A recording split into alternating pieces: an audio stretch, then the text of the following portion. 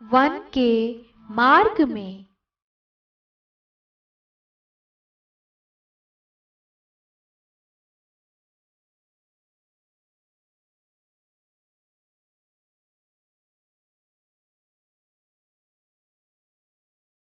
पुर ते निकसी रघुबीर बधु, धरि धीर दये मग में लगद्वै। जल की भरी भाल कनी जल की, पुट सूखी गए मधुरा धरवै। फिरी बूझती है चलनो अब के तिक, पर्ण कुटी करी हौ कित है।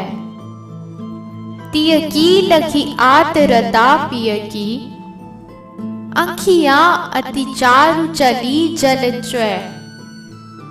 प्रस्तुत सवैये में गोस्वामी तुलसीदास जी ने श्री रामचंद्र जी के वन गमन का वर्णन किया है कि जिस समय वे वन को प्रस्थान कर रहे थे, उस समय वन के मार्ग में अत्यधिक थक जाने के कारण सीता जी की क्या दशा थी और उनकी उस दशा को लेकर श्री रामचंद्र जी ने क्या निर्णय लिया।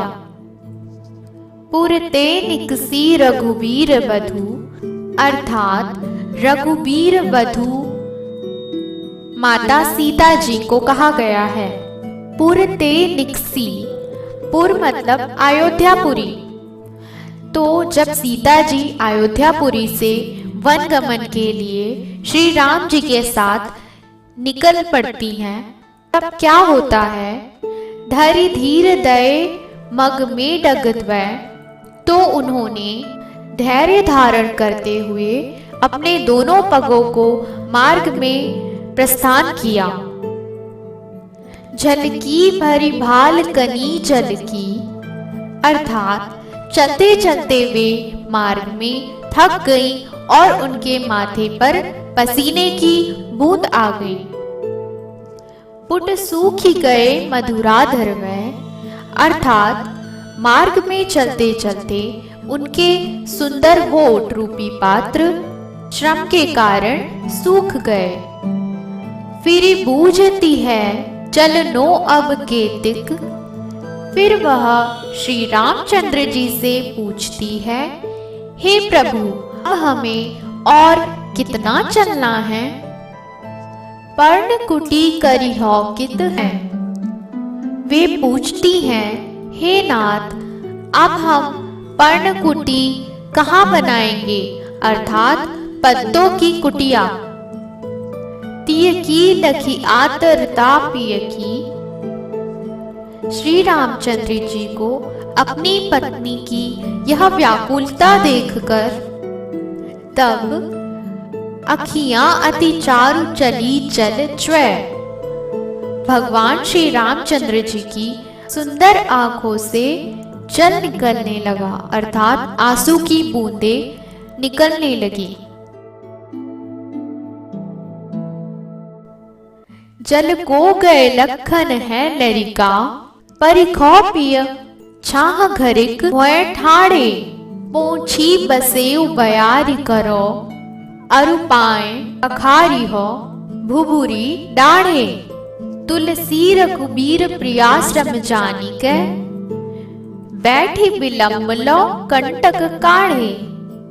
जानकी नाह को लेह लख्यो, पुल को तनु बारी बिलोचन बाढ़े। इस सवैये में माता सीता श्री रघुवर रामचंद्र जी से कहती हैं कि हे प्रिय, लक्ष्मण जी जल लेने को गए हैं, वह छोटे हैं, अर्थात उन्हें आने में देर हो सकती है। तो हे नाथ, आप वृक्ष की छाया में थोड़े देर खड़े हो जाइए, अर्थात विश्राम कर लीजिए। तब तक मैं आपका पसीना पोंछ देती हूँ और आपको हवा कर देती हूँ और आपके गरम रेत से जले हुए पैरों को धो देती हूँ। श्री रामचंद्र जी यह बात सुनकर माता सीता को थका हुआ जानकर बैठ जाते हैं और अपने पैरों से चुभे हुए कांटों को निकालते हैं। वे ऐसा इसीलिए करते हैं क्योंकि वे समझ जाते हैं कि माता सीता अभी थकी हुई हैं और जब वे विश्राम करेंगे तभी माता सीता भी विश्राम करेंगी, तो वे बैठ जाते हैं। जानकी नाह को नेह लख्यो, श्री रामचंद्र जी का प्रेम देखकर पुलको तनु अर्थात पुलकित हो गया, अर्थात शरीर पुलकित हो गया।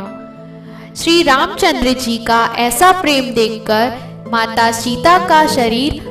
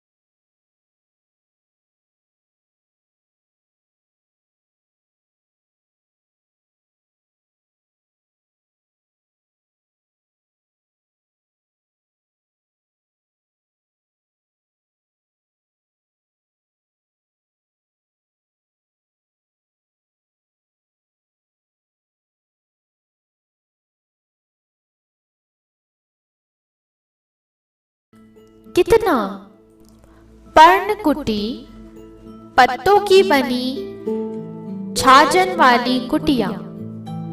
कित कहाँ, तिय पत्नी, आतुरता व्याकुलता, चारु सुंदर, लरिका लड़का।